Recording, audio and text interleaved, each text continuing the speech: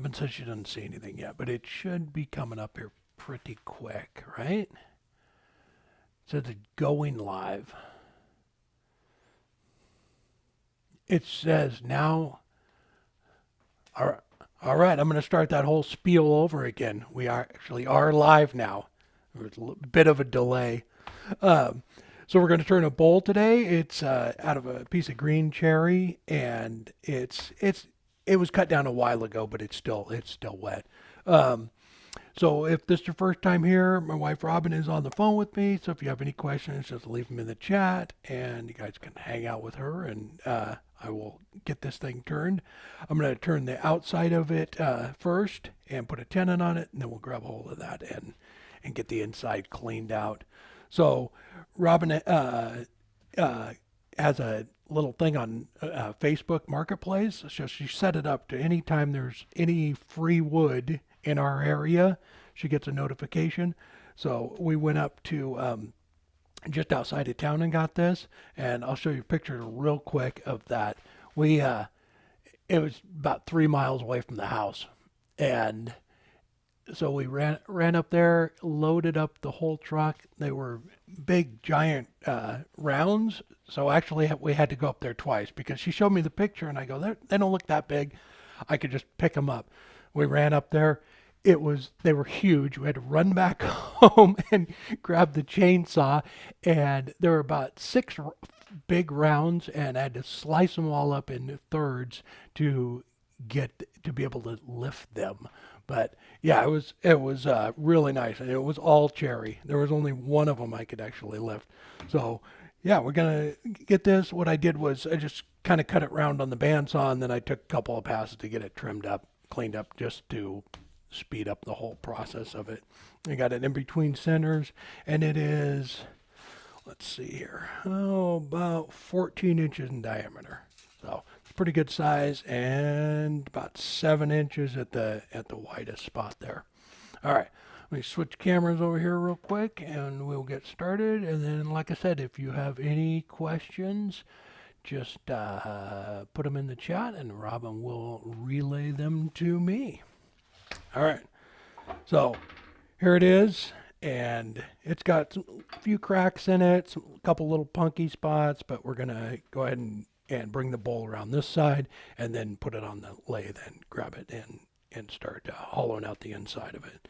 Yeah, it's got some checks in it, but we'll get rid of all of that. All right.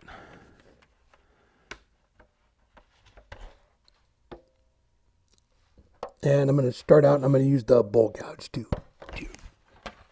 start working it down.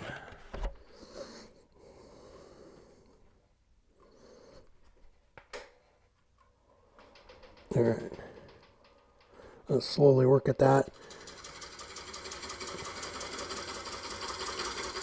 And I'm going to have to keep tightening it up because it's pretty wet, and I'm just having it in between centers with the spur center. Now, I'll switch the camera angle over here in a sec to give you a better view too of how I'm holding the tool or whatever.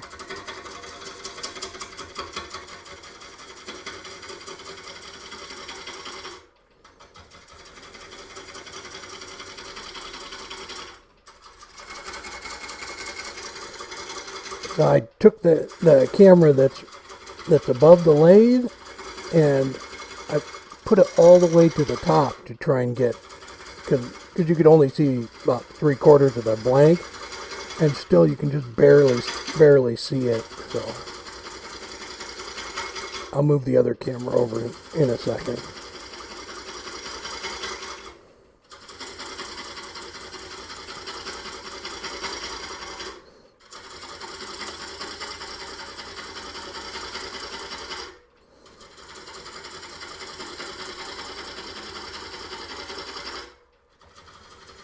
There are no questions. I don't hear anything from Robin.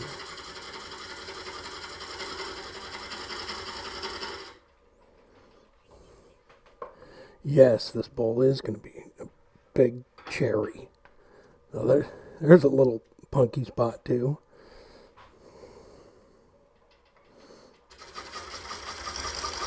And I have the lathe speed running at, I don't know, it's probably only about 400 or so. Going pretty slow until I get the majority of it off of here. And then what I'm going to do with it is wrap it all up in these shavings to dry out.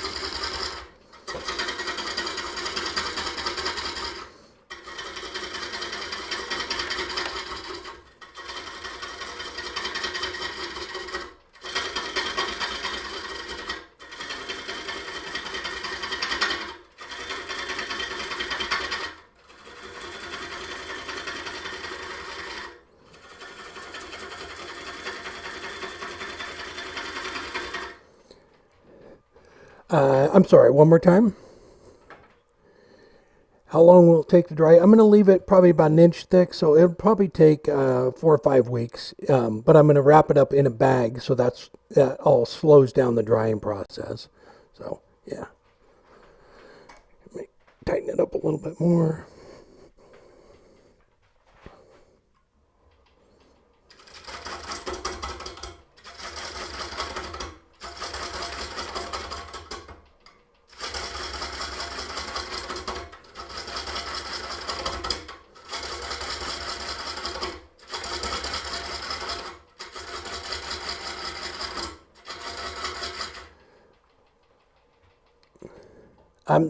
I'm sorry. One more time.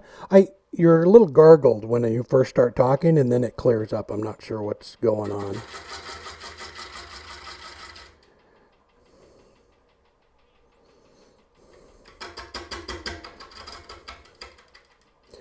The bandsaw blade size, it's 3/4 inch.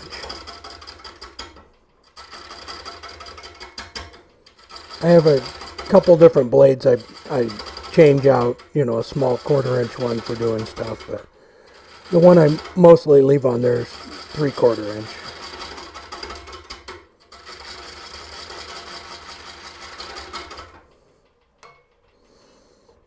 I'm sorry, one more time.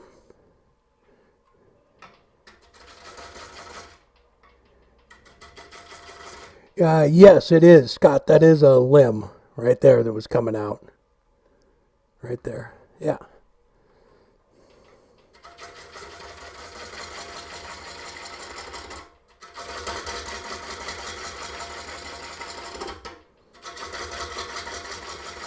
How many teeth on the bandsaw blade? I'm not sure, but if you have a big enough bandsaw, get the less teeth it has, the faster and it's gonna cut.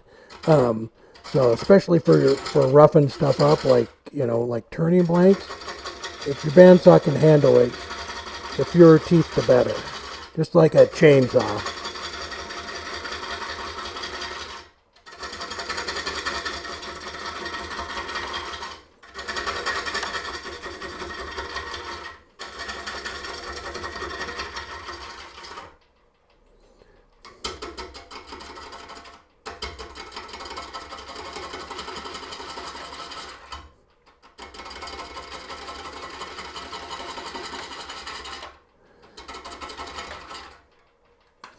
A little closer with that.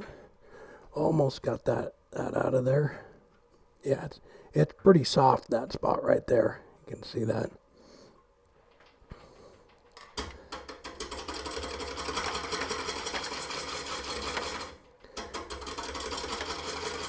And once I get it trued up here, I'll be able to turn the lathe speed up a little bit.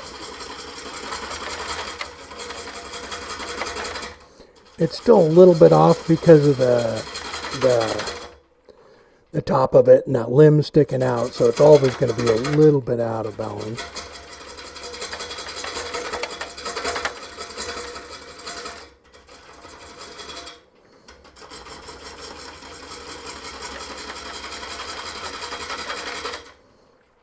Yeah, let me switch over so you're not just staring at that the whole time.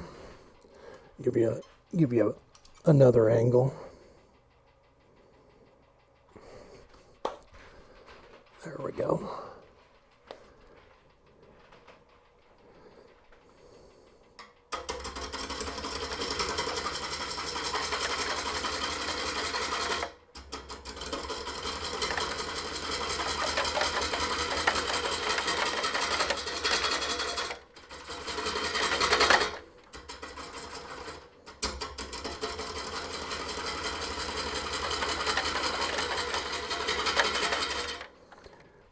So because it is in there with just the spur center and the live center, I'm not pushing too hard because it'll break loose if you and just kind of spin in there if you put too much pressure on it.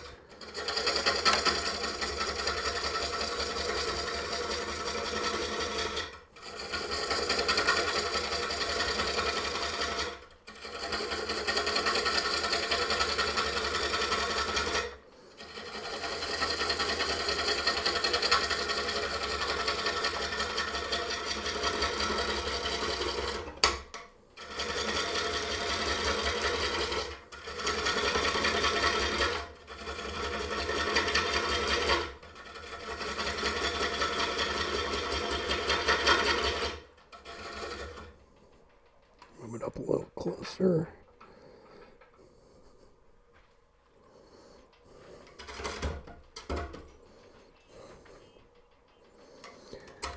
The T60, I'm not sure what that means. T60?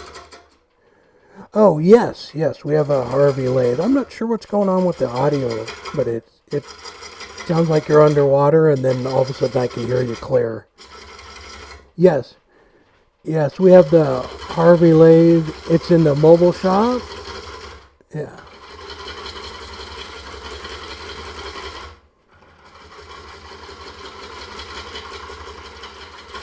I've been thinking about bringing it in here and kind of clearing out a spot for it. So, like, if I'm doing a piece where it has resin on it and it needs to dry, it doesn't tie up the lathe for, you know, a whole day. So I could just switch over and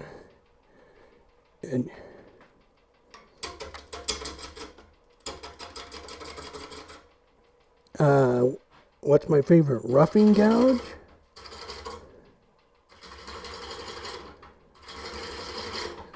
What's my favorite type of turning? I don't know.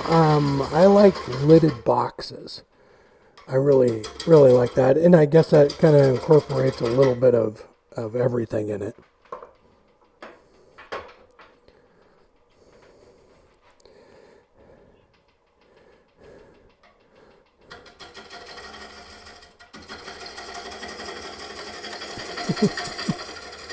Dunking for apples.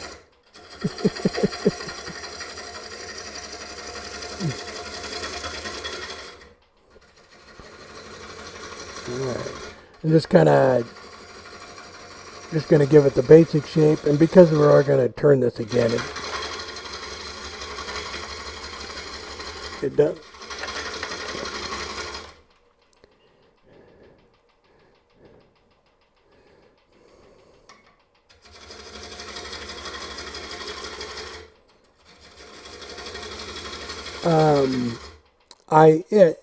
It's as far as drying wood in the microwave, yeah.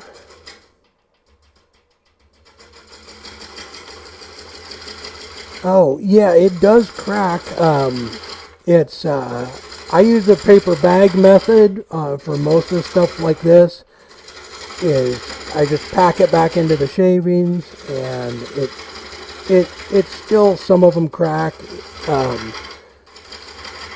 If you put it in like I had a big one a while ago, and I put it in a garbage bag, like a plastic garbage bag, and that really slows it down, but you really have to keep an eye on it, and because it'll just mold in there if you don't, like, really fast.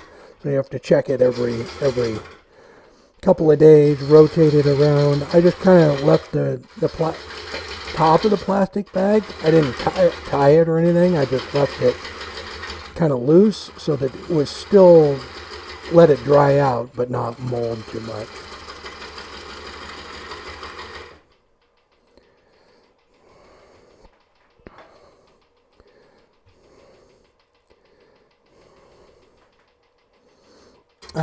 Yes, we have the Harvey's is in the trailer, and the American Beauty's right here. You live near us?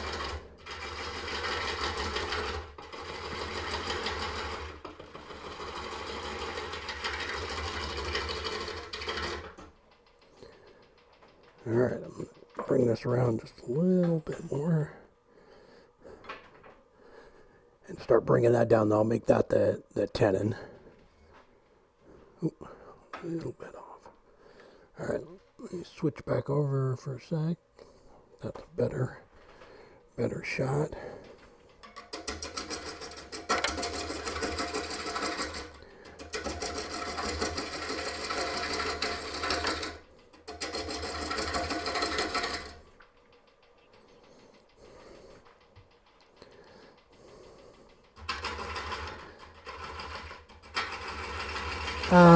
I don't know if I've ever used it. I have the 40/40 grind. I don't know. I kind of learned with whatever this is. I think it's 45 or something, and with the wings swept back. I have two of them. This one, I put the wings further back on this one, and this one's not quite as aggressive. But I don't know. It's what I learned with, and I don't know. I'm happy with it. But whatever works for you is what's going to be the best thing.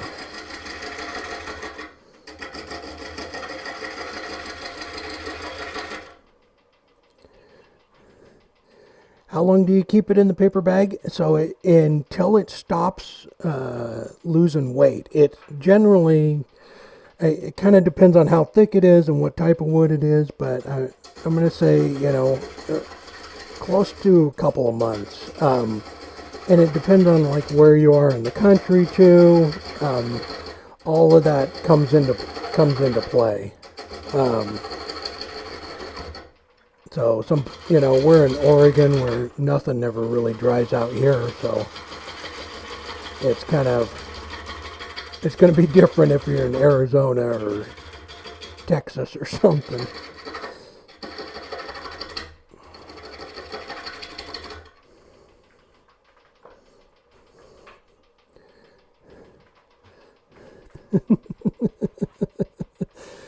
Bruce, I've seen you turn. Whatever it is working. Don't change it.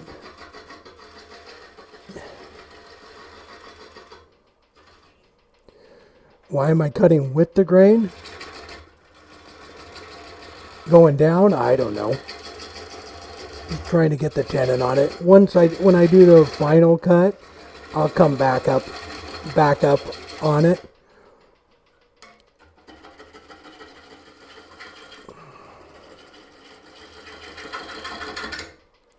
If what? I can't hear you. Jim Bashir. Yes, there we go. Out.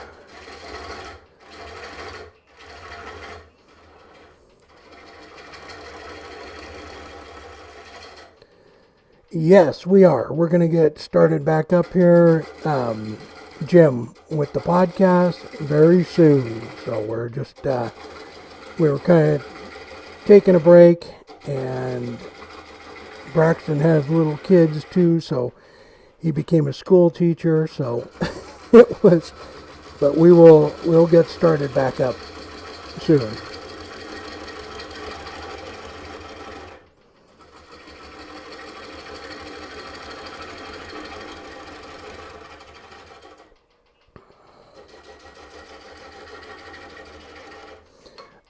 Do I think turning a custom piece takes away? I don't know if it takes away for a custom order.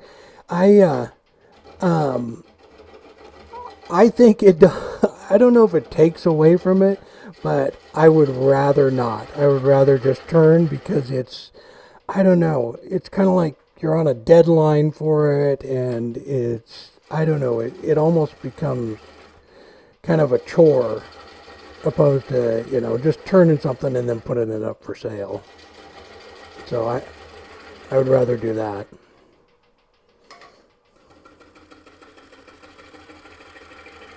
It is going to be a live edge bolt, actually. But so when I first started doing it, I was going to, actually, this was going to be the top.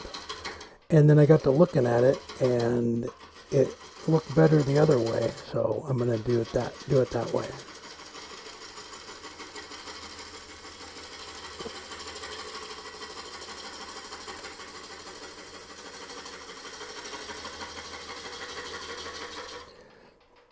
Do you have to sharpen more frequently when turning green wood? No, you don't. It's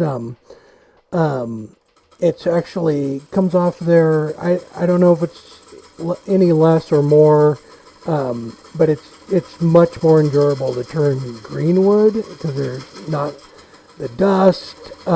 It is, kind of a mess, I guess, as far as depending on how green it is. I mean, if this was really wet and just cut down, there would be like a stream of water going around. So you kind of,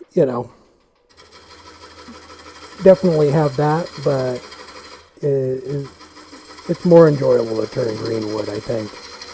Especially for something like this, like bowl or with like lidded boxes and stuff. You can't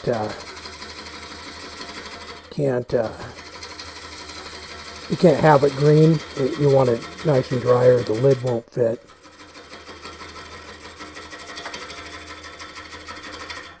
All right.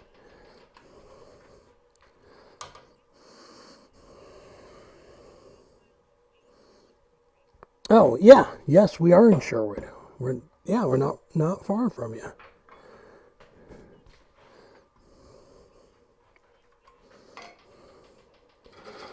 Nope. Thank you, Ernie.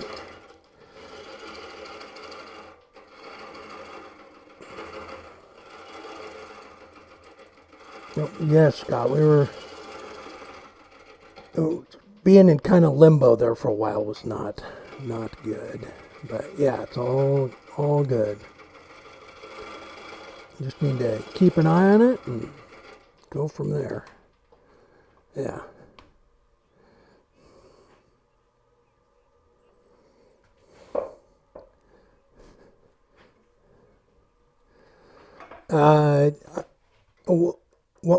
What did Jim say? What prices have doubled?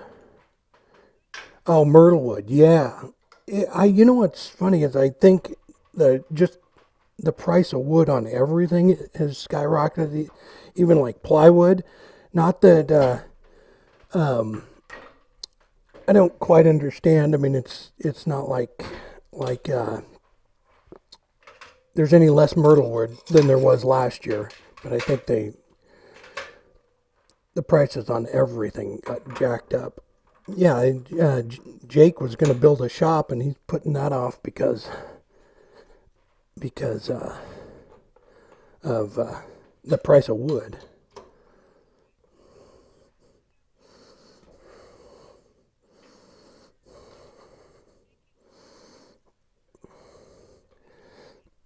Oh, thank you, Robin.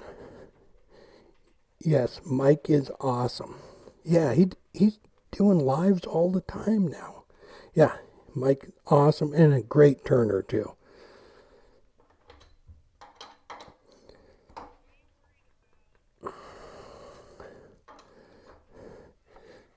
Am I worried about the cracks? Not really. I think I'll end up filling them in with resin or something. But yeah, I did.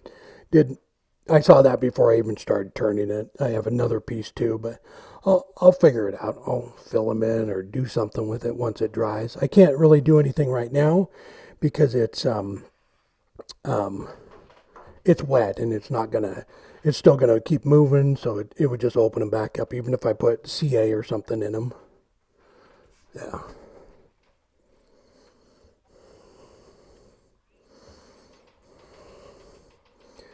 Yeah, we could do like some sort of inlay or something.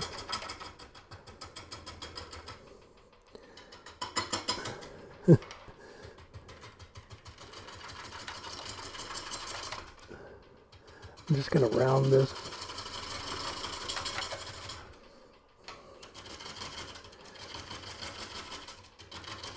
Yeah, plywood, everything is like just through the roof, so.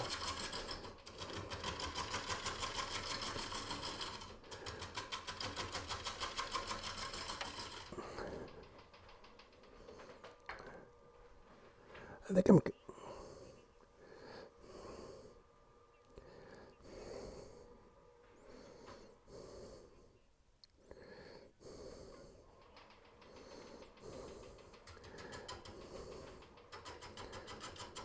Oh, hey Monique. No, you can, as far as removing the jaws, you can do that on any chuck.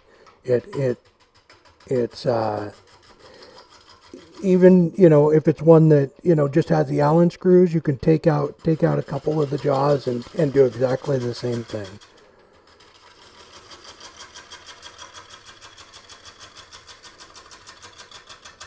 All right, I'm not going to worry too much about that because I am going to leave it thick, but I think I'm going to leave it rounded over like that.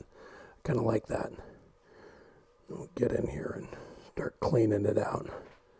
All right, first thing I got to do is take that knot off, or limb. All right.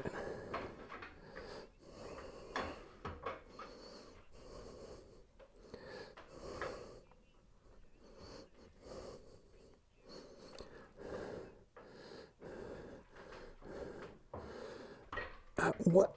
Insulting me? What? Not cool. You guys. I'm trying to work. I can't work and be heckled at the same time. Okay, I'm kidding. I can. All right.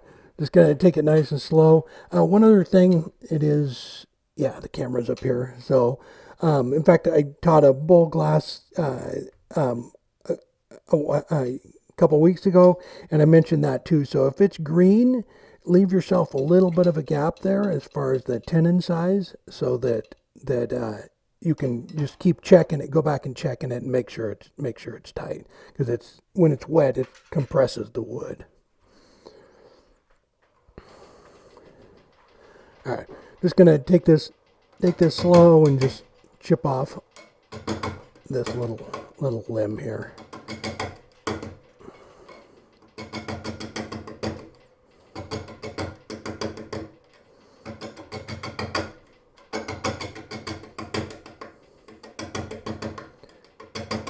Robin says it sounds terrible, like I'm playing the drums. So you're saying I'm not a drummer?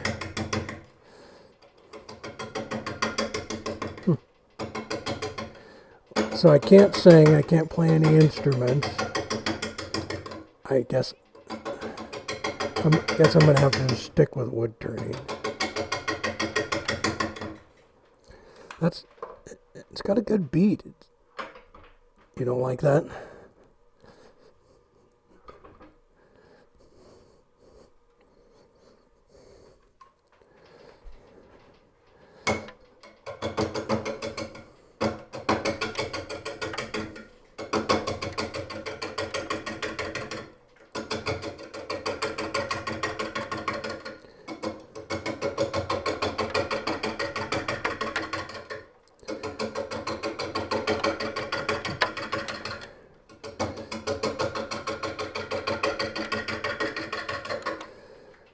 Jamie, this is where we can't get into. Jamie's from England, so you have to excuse him. He thinks wood talks. I think that's, if you think the wood's talking, Jamie, it's something you maybe need to bring up with your shrink.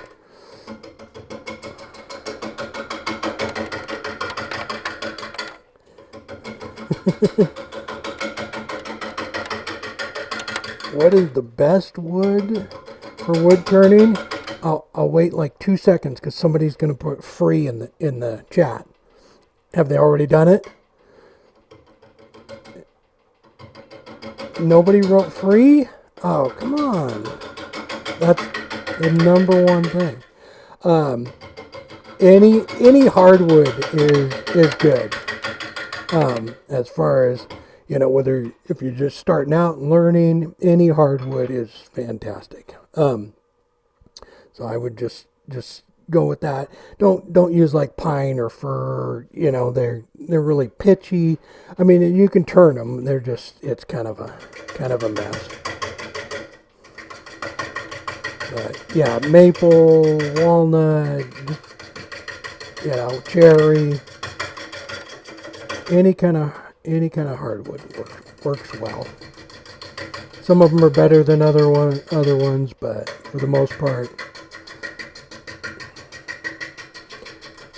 just people are giving away wood all the time on Marketplace. So Robin can tell you how to do it. I don't know. She has something on there. I think she's kind of addicted to Marketplace, but so I think she did this free wood thing so I wouldn't always go, no, we're not getting a pink flamingo for the yard. And then she goes, it's free. I go, well, there's a reason it's free.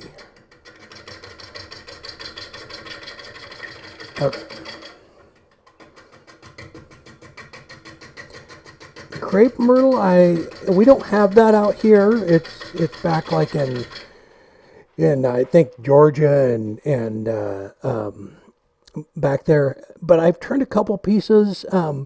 It turns all right. It turns fine. But I think, if I'm not mistaken, it loses its color pretty fast. But I don't know. It turned all right. It wasn't bad, but I think that was one of the things and I can't remember whether it turns gray or it was gray and turns light. I can't remember what it was, but what wood is more forgiving? So if you're just starting out turning, poplar is probably one of the best woods to practice on, because it's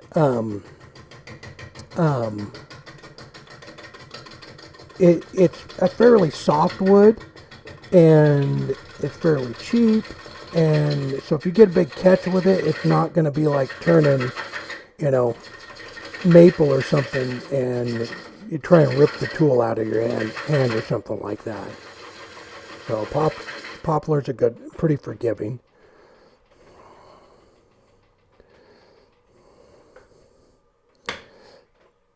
Why am I not using a push cut? I don't know. I have no idea. I could.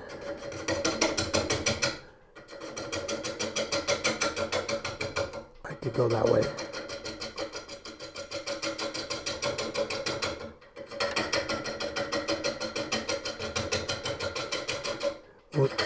We can go either way.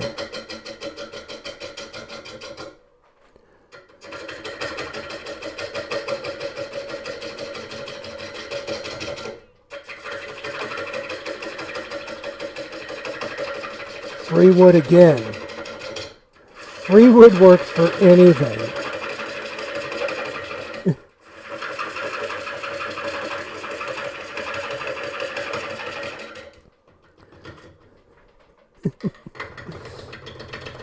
Oh. Got that right in the way. There we go.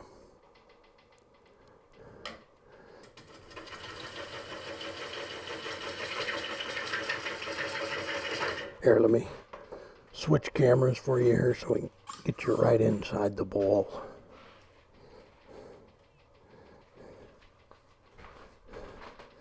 Uh-oh. Robinson.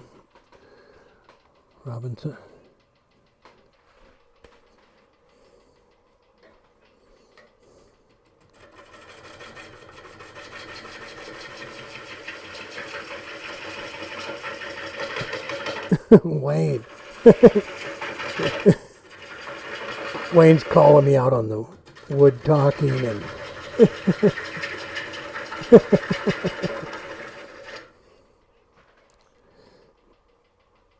yes, it's still pretty sharp.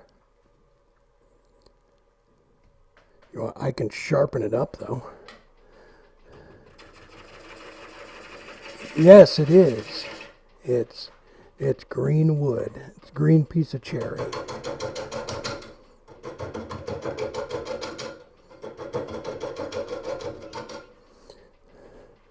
How do I clean up the workshop after I'm done? So I sweep everything up, all the shavings up, and throw those into I have a plastic trash can, and I take those down to the recycling bin down the garbage pickup, unless we need some of them for around the house or plants or something.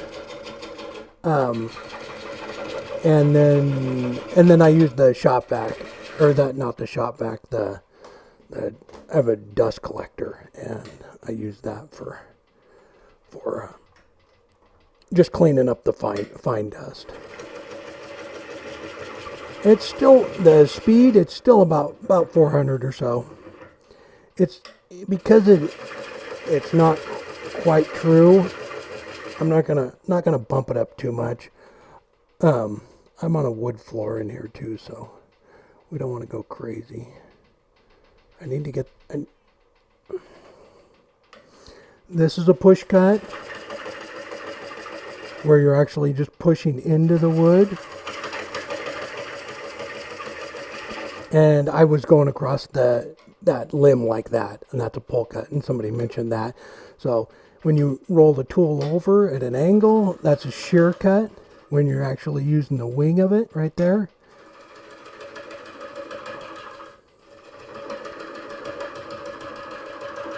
So you can do that too.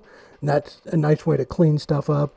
It's a little bit out of round. That's what I was doing on the outside of it a little bit, was pulling it back.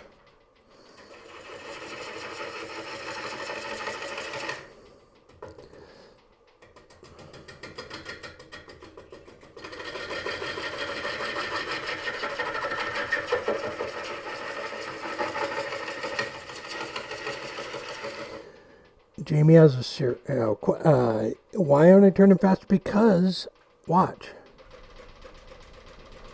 You see that? I'm on a wood floor in here. So I can't, unless it's fairly true, I can't bump it up too much. Because it's gravity. This isn't round, so...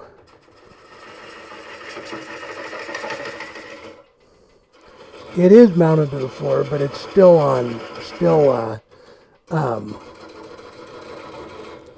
it's still wood.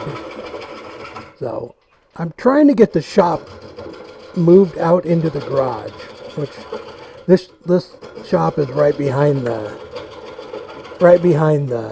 garage, but I want to move it back out into the garage onto the cement.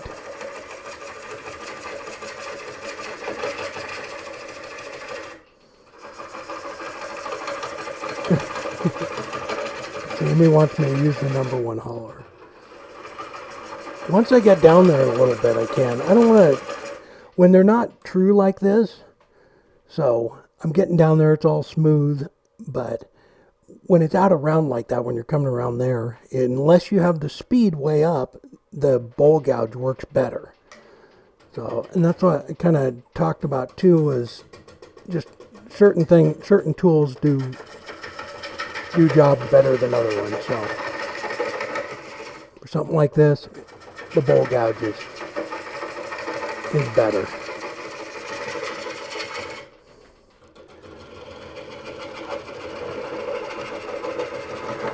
And I'll go ahead and sharpen it up. Can you see that? Kind of. Hang on. Hold on. I'm going to swing the camera around a little bit.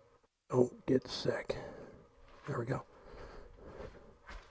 So, I'll sharpen it real quick.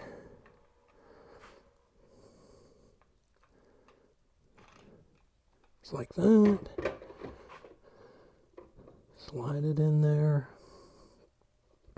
I think it's all set up for this one. No, it's not.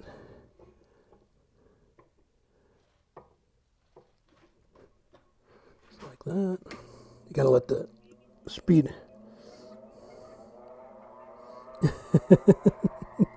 Oh, you're calling me out on the stupid wood talking.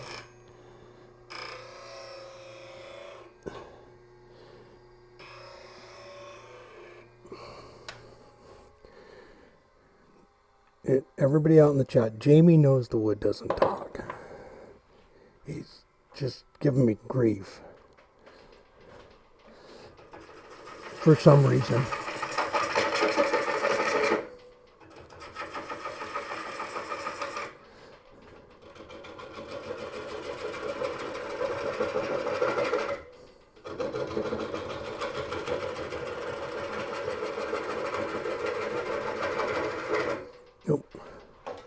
I guess I should tip it back over here, right?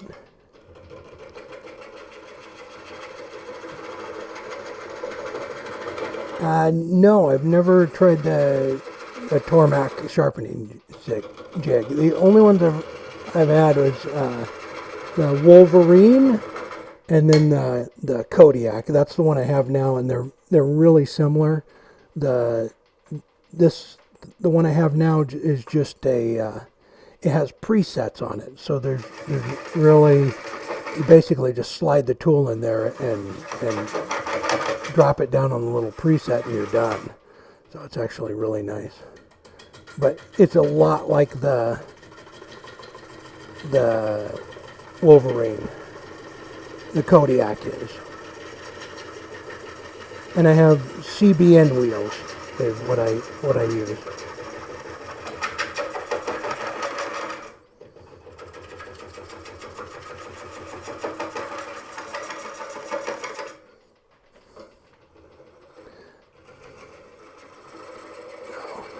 I'm going to tighten up the chuck just a little bit, make sure it's in there.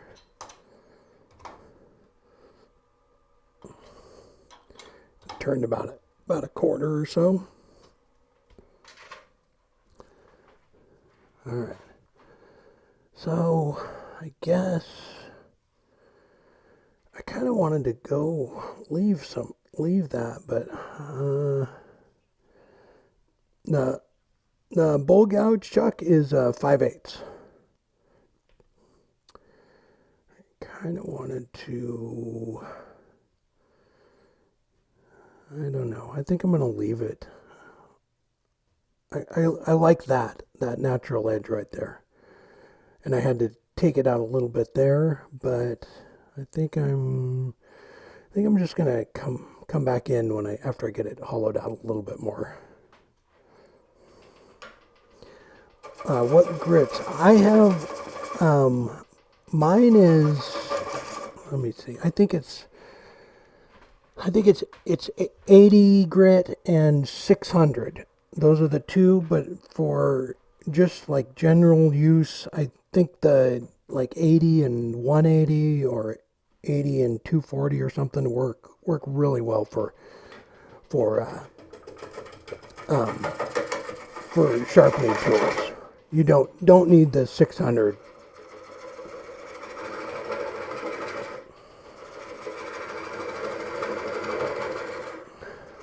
William wants to know what? Oh, yeah, we have some of the projects we do, we put them up on Etsy. Yeah. Yes. All right. I'm going to turn this a little bit, get inside a little better. Then after you move the tool rest, especially with something like this, always spin it a little bit to make sure it's not hitting before you fire the lathe back up.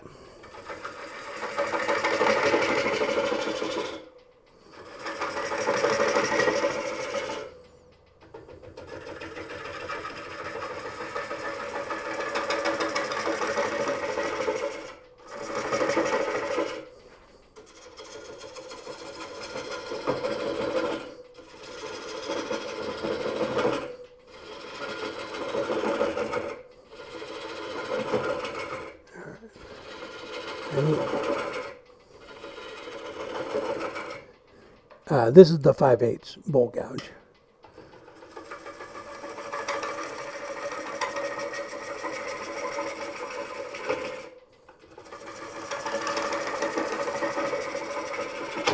All right, now I'm going to take and pull the tailstock away here. And we'll go ahead and get that center out of there. Then we can get in a little bit closer.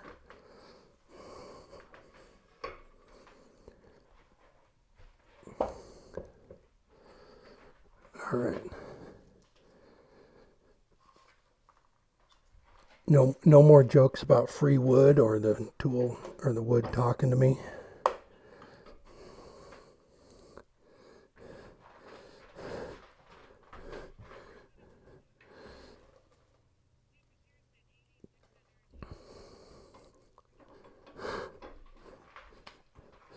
Hey, we did just watch True Grit.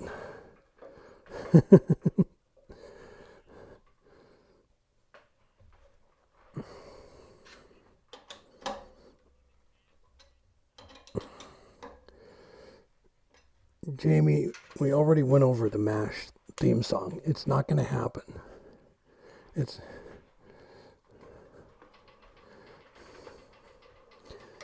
has anybody turned Cypress? I don't know if I ever have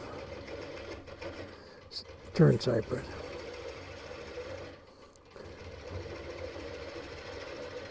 Yeah, as far as the grits go, yeah, the six. I don't know. I think if you go on, look at CBN wheels. I think they sell like a package deal, and it has like an 80 grit for regrinding, and then like a, I think it's, I don't know, I can't remember what it was, 240, 320, something like that. Because I don't know how sharp turning tools actually have to be, because it's kind of like as soon as you touch the wood, it you know, if they're too sharp, I mean, it just goes away instantly. So it's kind of like I really don't need to sharpen it that much.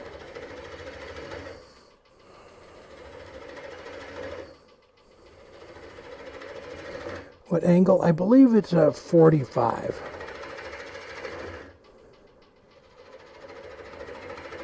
And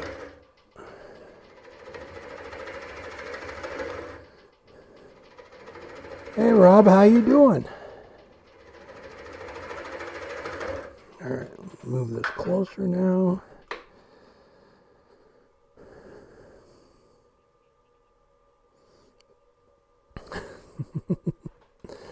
The wire burner. We can't use the wire burner on the bowl.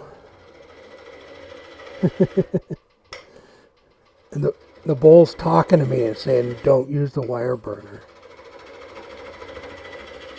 Yes, the John Wayne version of True Grit. Yeah, I don't know, we watched it, the John Wayne one. I don't think I've ever seen the whole thing all the way through. I mean, I've seen like little bits of it, but yeah. All right. Oh, all right. I'm going to come back in here and bring this down.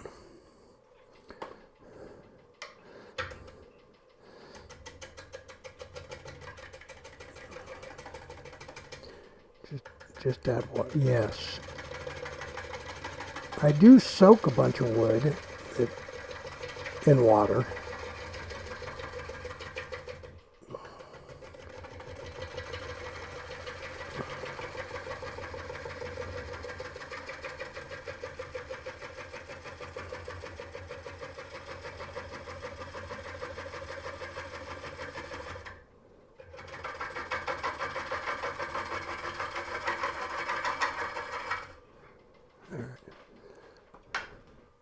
All right, let me...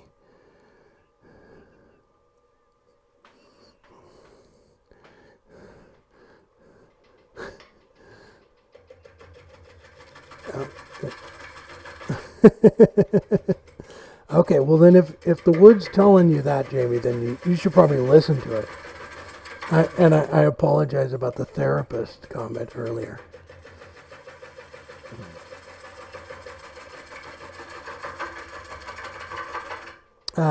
Yes, Jim. So I have rain barrels that I have out back, and I just fill them up with water and a little bit of dish soap. And then so whenever I get a really nice piece of wood that I don't want to crack or anything, I throw it in that barrel, and it will last forever. It will never crack. It'll just be there, 20 years from now if I wanted to go grab it. And it's a great way to be able to just save beautiful. If I find a beautiful piece of burl or something and I can't turn it or don't know what to turn it into yet, I throw it in that barrel, and I go dig through the barrel every once in a while and find something in there, and then turn something out of it. But if it's submerged in water, it won't rot, won't. Yes, but a little bit of dish soap, because if you don't put dish soap in with the water, it'll go bad. You know, it'll start to get green. Just a little bit. You know, a cup or two of dish soap. Robin doesn't like the way it smells at all, but.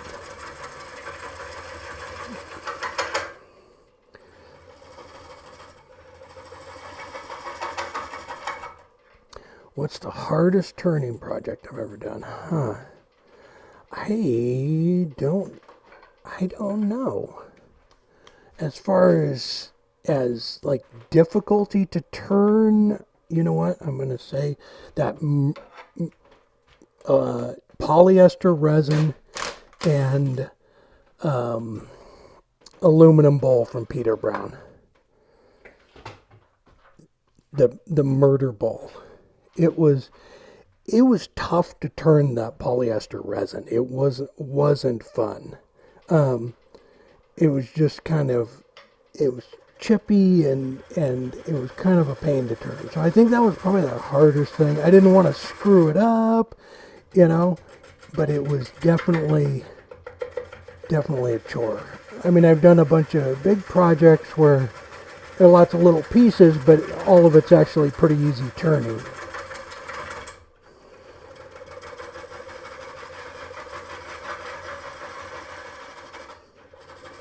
Hey Charles, how you doing? I'm gonna put it in a paper bag with some shavings to dry it. And then we'll take it out later on and finish it and probably do some resin with it.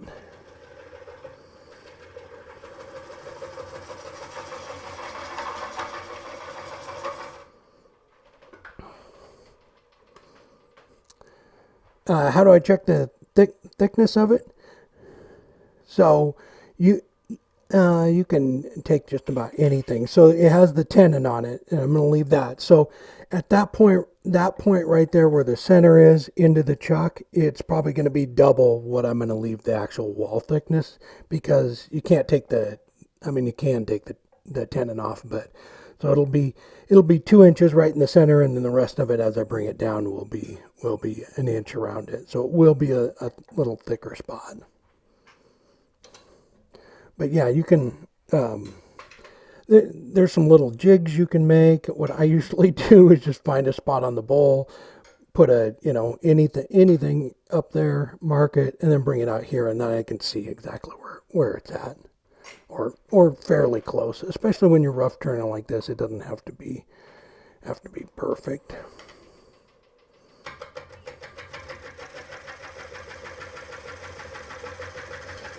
Would I put would I put this in the barrel?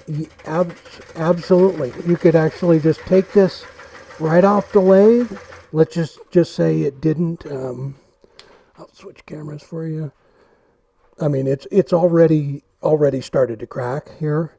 So, but if this was just completely perfect, you could rough turn this and go throw it in the barrel and pull it out of there 10 years later and finish it if you want.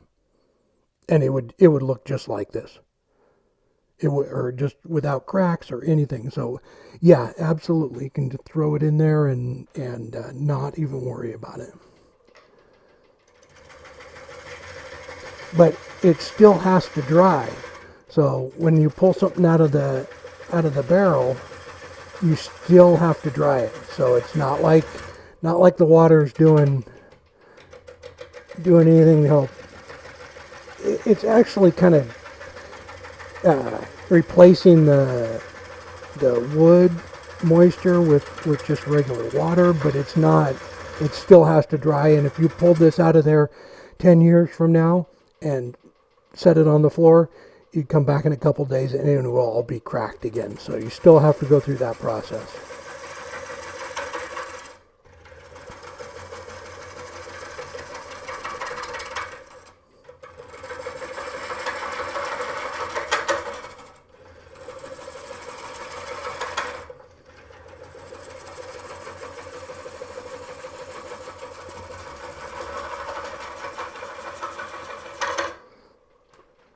put you back over here. I don't know which angle you think's better, but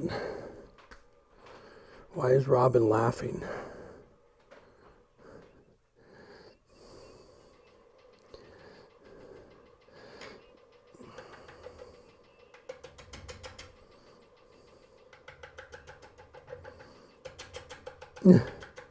Oh, Wayne. I think that's maybe it. I haven't walked by the aisle and the colored pencils were talking to me.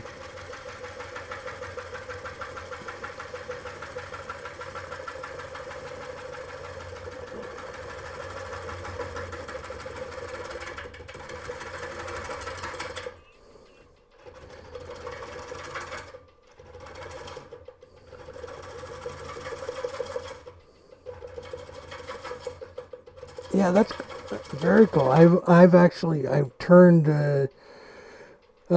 billiard cue a while ago. It's been, I don't know, a year or so, but it was a fun project. I had never done one before, and yeah, I'm not sure exactly how you do it, but yeah, they have to be precise, and I'm sure you know a lot more about it than I do. I bought a kit from a company, and somebody actually asked me to make one. But yeah, they're definitely, they need to be perfect.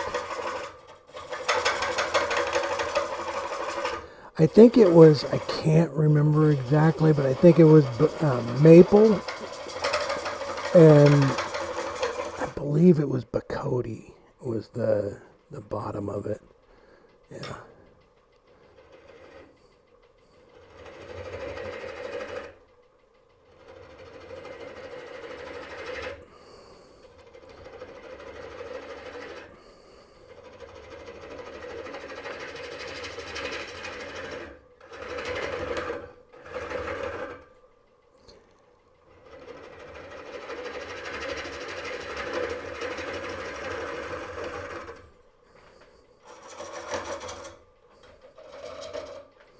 Lower this down just a little hair. Yeah. All right, we're getting there.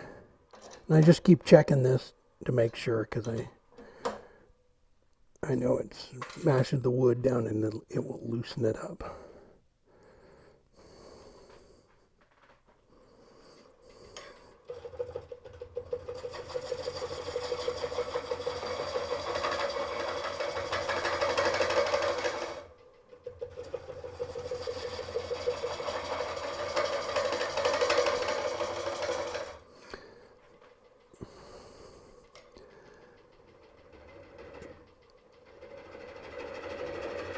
Yeah, I think it's gonna be nice, and it's actually got some great color in it, and I think by leaving this natural edge part of it, I'll finish that off by sanding that over. But yeah, I think that'll look really cool, and then we'll do some sort of resin inlay or something where the cracks are. But yeah,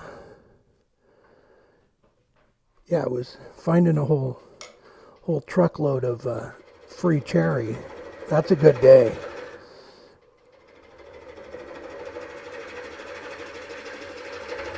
Yeah, we didn't, all it said on there when Robin found it was just free rounds or free firewood or something. We didn't even know what it was till we got up there.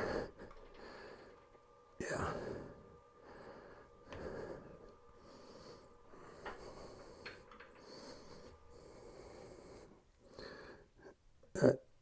I think, yeah, Robin just said that she also puts the free wood on there because she loves fire.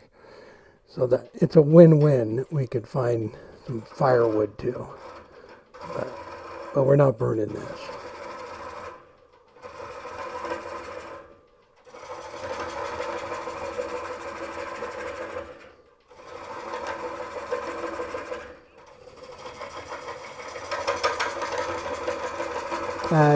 Yes, and the question was, do you have to tighten the chuck as you're turning? Yes, that's what I was just doing. I just kind of every 5 minutes or so I'll go tighten it back up.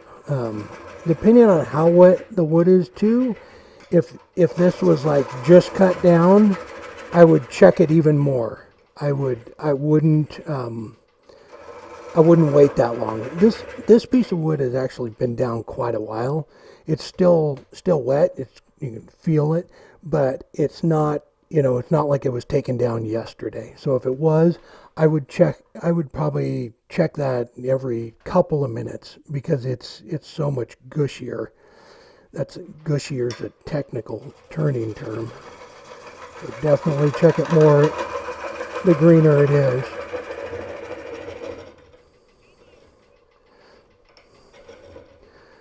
Whatever happened to the dog? Oh, yeah, that's right. We made a turn to wiener dog. His name was Moonshine for Sterling's, was it the Palletwood Challenge?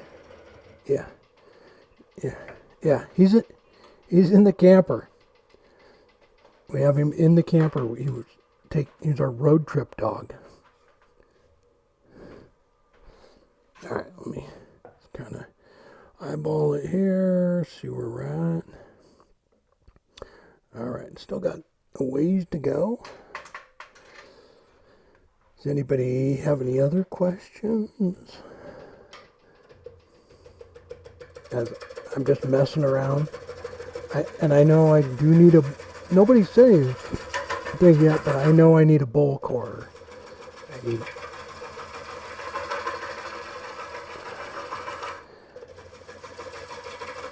If you do a lot of bowls, that is definitely something I would invest in. Because it will pay for itself in no time.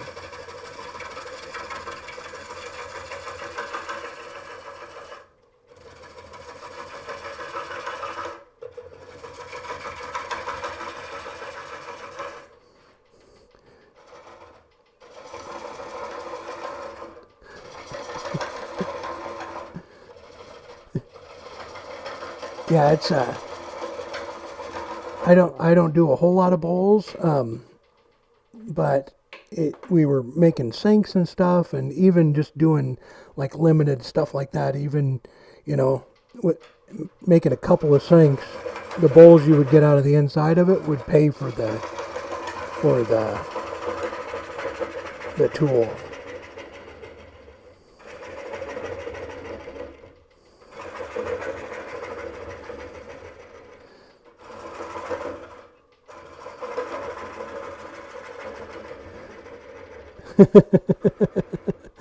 Yeah, it is so much fun turning. I know you get in a rabbit hole, and the next thing you know, you'll find something you haven't seen before. Yeah.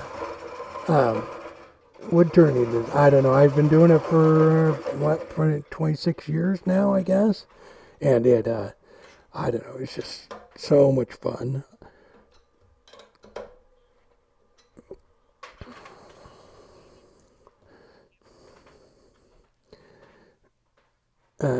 Jamie said, oh, what was he snooping around in our camper?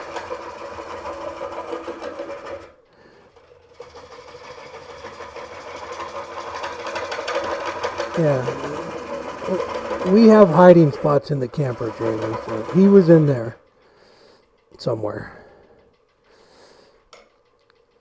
Yeah, we put him in there, and I don't think ever took him out. He did lose an ear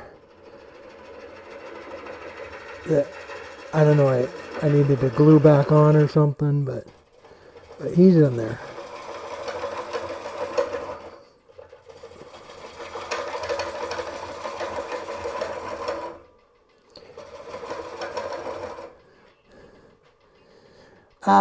Yeah, a little bit, not Adam. The kids like it a little bit. They're not like full blown into it, but but yeah, every once in a while they come out here and turn something. But yeah, it's I don't know. They're kids. They'll in 10 years from now they'll fall in love with it, or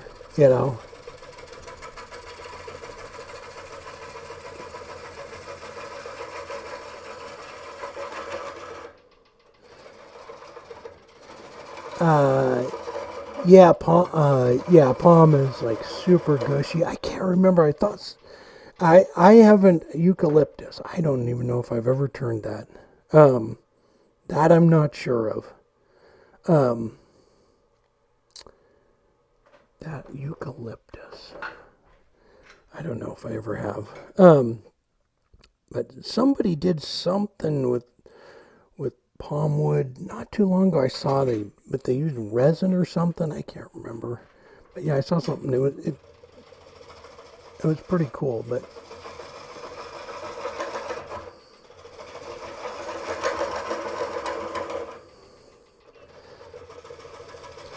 how do you cope with when it warps? So it will. You know what? Let me get it done, get it cleaned out a little bit, and I'll show you real quick how you do that. Because it's pretty easy. So that's another reason why you leave it thick is you can actually do it a couple different ways. You can leave it thick and do a second turn on it, or you can actually turn it really thin, like, you know, super. This one had some cracks on it, so I really couldn't do that with this one. But you could turn it thin, and it would be dry in probably a week, and just do a single turn on it. But the reason you leave it thick if you want to do a bowl like this is it's going to warp a little bit. Even the tenon's going to warp a little bit. And I'll show you when I get down to the bottom here. I'll flip it out and show you what you do to actually bring the tenon and everything back into round. Because you put it back on the lathe the same way we started, and then you true your tenon back up. And I'll show you that in a sec.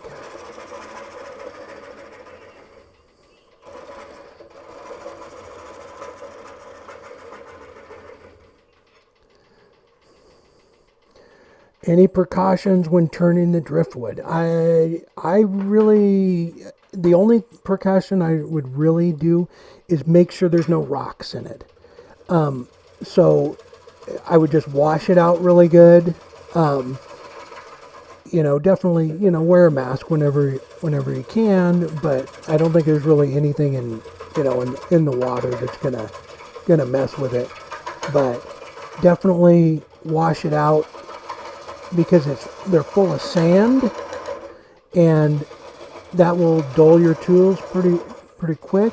But also check and make sure there's no rocks. Like, I've turned some pieces that were actually kind of like the root ball, and there's rocks that are embedded inside of them, so you need to get those out, because they're tumbling around in the river for, you know, God knows how long, and then they make it down to the ocean, and then they're rolling around out there. So they're full of sand and, you know, just about everything. But yeah, I would make sure there's no rocks in it.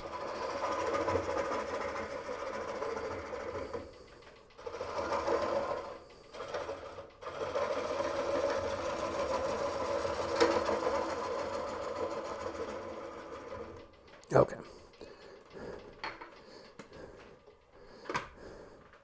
Yeah, the sand is really probably what's going to beat the tools up more than anything, but it's, you know, it just dulls them fast. All right, I think that's good. I think we're good enough. I'll show you. I got a paper bag and everything.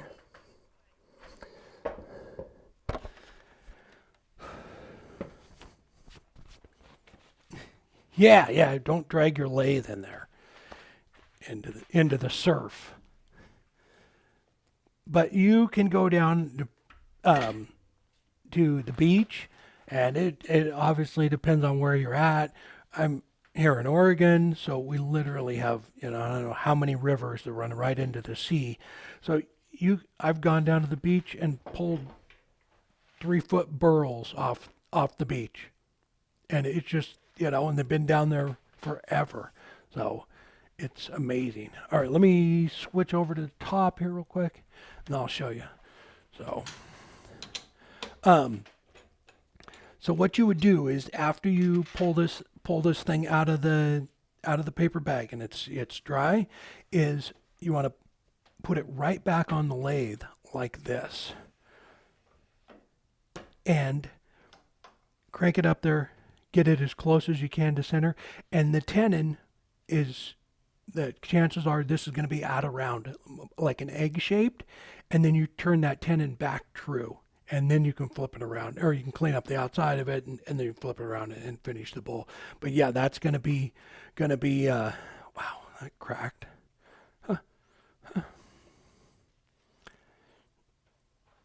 It'll be quite a while. I left it kind of, Jamie, I left it kind of thick because I like that natural edge right there. So it's going to be probably 2 months. Probably. It's going to start drying pretty quick, but I just put it in the paper bag and pack it in the shavings, and then like I don't know, probably once a week, maybe a little more often, I'll take it out of the paper bag, like kind of fluff up all the shavings and put it back in. Because if you just pack it in there with the shavings around it, it's just it'll dry those shavings out really quick. Actually, the moisture out of the bowl is going to go into those shavings, and then they're going to dry. So it will dry, and it will probably still crack on you. If you fluff it up and keep all those shavings going around, the wet ones onto the bowl, and vice versa, and just keep doing that, you got a better chance of it drying. And if you're, like production bowl turners where they're just turning bowls, most of them, they just air dry them. They will stack them up on top of each other, and so the moisture from all of them is drying them all at the same time. And they have a whole processing system. I don't do a lot of, like I said, a lot of bowls, so I just do it this way, and it's not a hassle. I just have a paper bag sitting in the corner of the shop, and I just check on it every once in a while. Yeah. Oh, do a live? Yeah, yeah. We'll do a yeah. We've been doing quite a few of them, so we'll do that when it's ready. Um, yes. So can you see that? Can everybody see that? That's bad. It just kind of took a slice off of it, and so I'm gonna glue that once it dries. It's wet now, so it probably wouldn't work. Once it dries, will I'll probably wrap it in tape like right now, and then that way it won't move on me, or I won't lose it. And then um, once it dries, I'll glue it back together because you need that.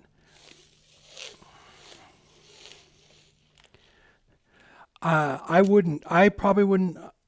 In fact, I wouldn't use CA on that. CA can be kind of brittle, especially for something like that. I'll put wood glue in there. Yeah, I won't do CA. Do regular wood glue. Yeah, CA is good for all of these little cracks. Like Starbomb makes that black CA that looks awesome, and for stuff like this, absolutely. But that's a big chunk off of there, and it also is you're the chuck is what's holding that on there, and you don't want it to fly off. So I'm going to use wood glue on that. It looks like a mouth. Oh, okay. Oh, that thing. Oh yeah, yeah. Gorilla glue would work good. Yeah, yep. And it all expands, and it's crazy. Yeah. Uh, do I have a paper bag? Let's get Robin to get me a paper bag. Hey DJ, how you doing? Robin's gonna bring it in. Shit.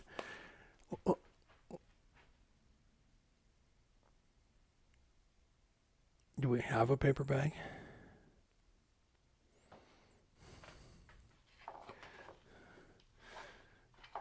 We, we, we may not have a paper bag.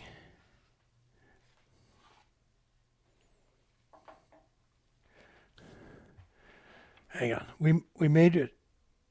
Okay, can I just get a garbage bag and we'll just do it in that? We don't have any paper bags because Robin already put it in the fire because she's starting a fire here as soon as we're done. Uh, yeah, the plastic of the grocery store one. Yeah, that might work. All right. Hey, Robin's not looking at the computer, so you guys can talk trash about her.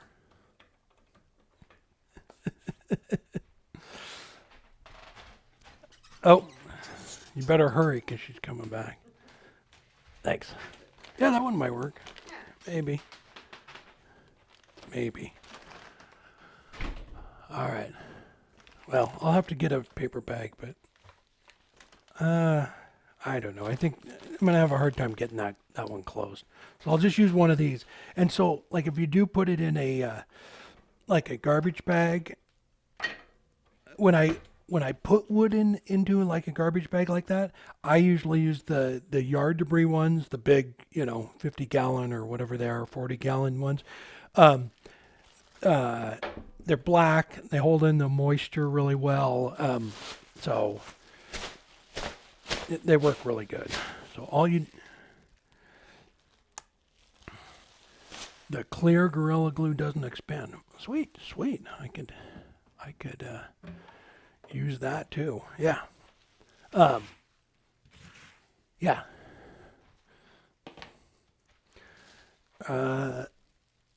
Somebody said we could use our craptastic.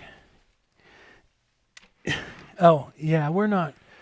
I've thrown all those things away. Robin bought the. What was I doing? I did something where I was actually I broke it on a live or something.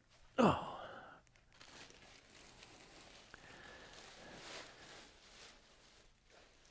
Sue, we just ask for them at the grocery store.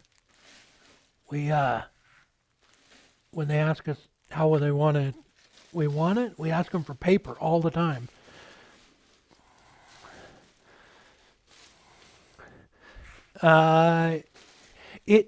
It didn't work good. It slows it, Daniel. It slows it way down. But you have to keep it moving. So if you just put this in here and set it aside, it will mold.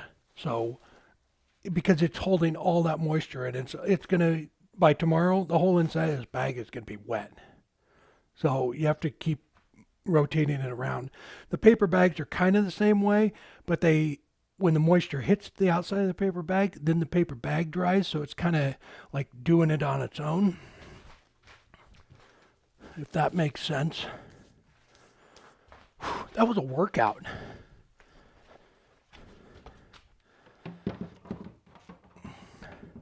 Now I have to clean up this mess.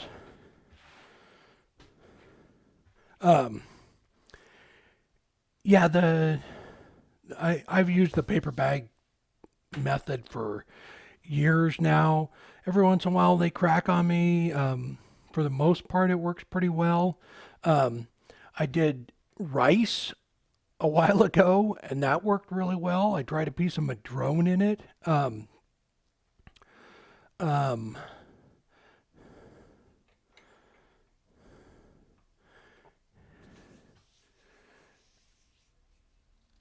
Uh, have I ever used? I'm not sure what that word is.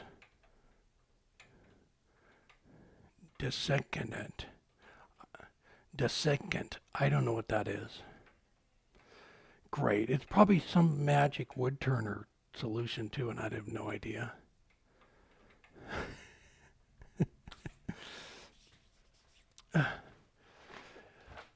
No, not every day. Probably if it's in a plastic bag, hang on.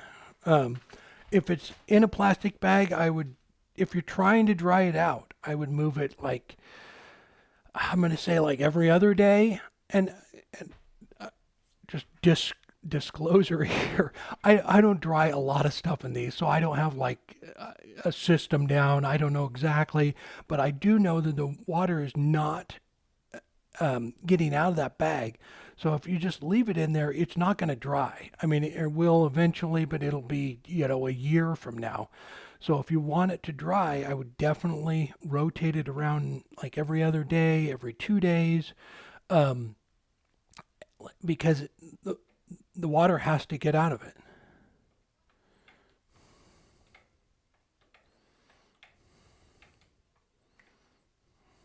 That is a good tip, Scott. Comet.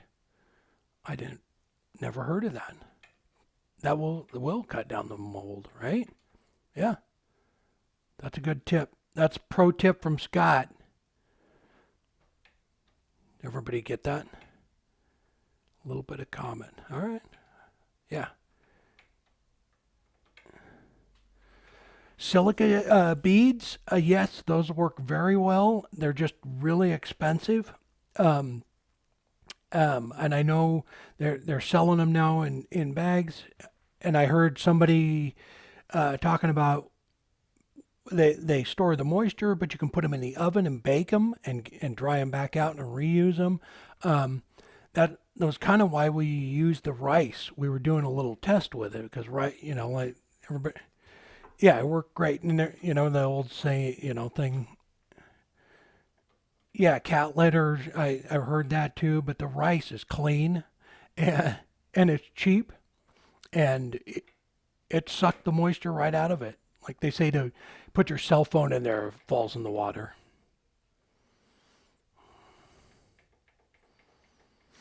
Oh, oh, the little packets. I think those are silica beads. The little packets that shipped with just about everything. I think that's what they are. So yeah, they do sell it. I just know it was expensive, and so that's why we were trying the rice to see because you can get a bag of rice, 55-gallon drum of rice at Costco for $5 or something.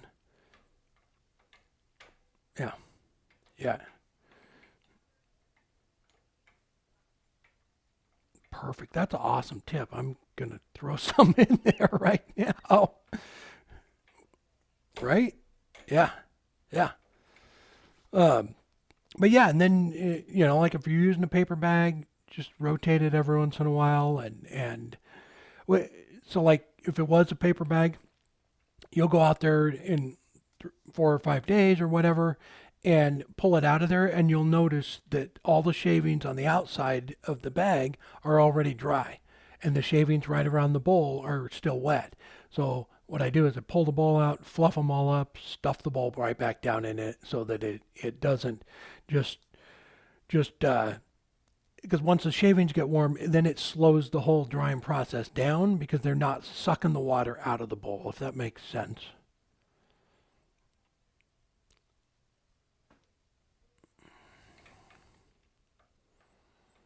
Uh, yes, Lewis, I still use the soap and water to soak the wood. I should have some sort of PowerPoint here so you could really see I don't know what I'm talking about with moisture and drying.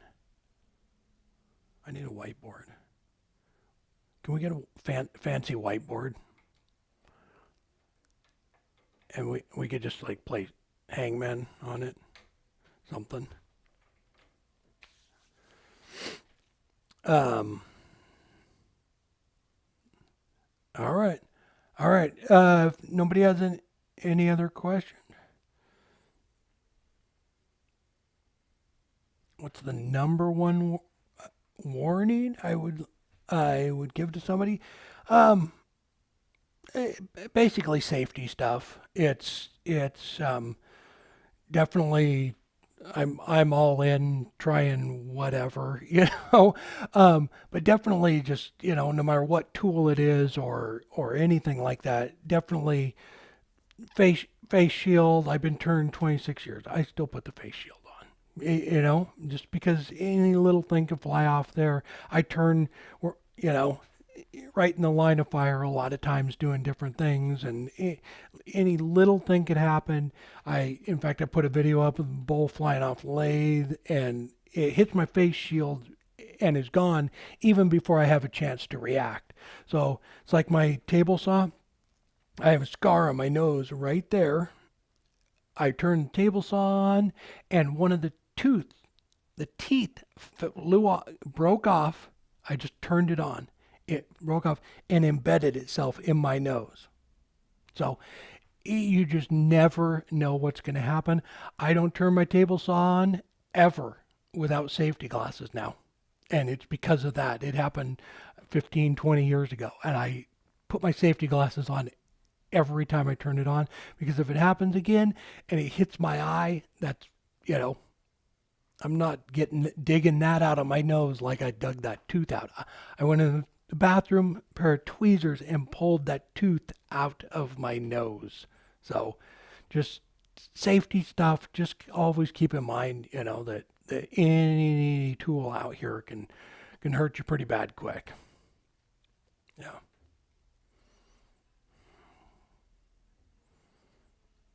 Microwave kiln. Yeah. Yeah. Yeah, we have a freezer kiln right outside. It works really well on smaller stuff. The bigger stuff like a bowl, it doesn't do a great job. But yeah, there's hundreds of different ways to dry stuff. We've done the microwave thing before. I turned one pretty thin and threw it in there, and that worked fantastic for a thin bowl. Yeah. Yep. Watch your wallet. Watch your That is a good warning. Watch your wallet and don't let the wood talk to you. That's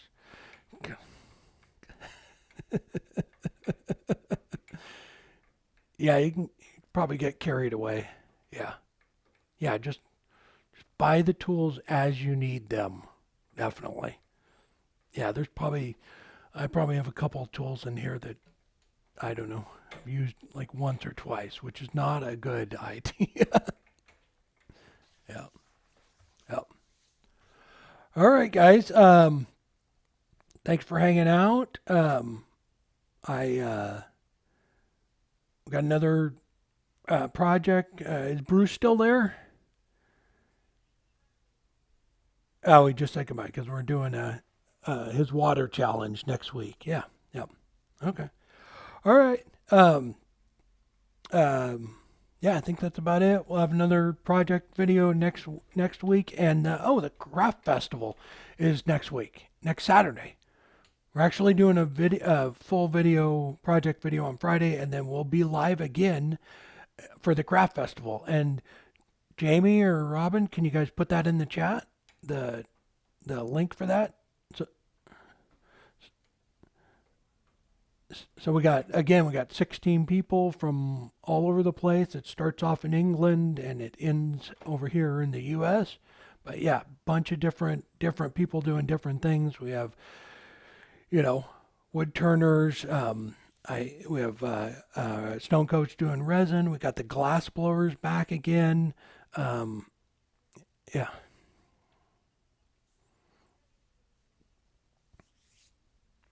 Okay.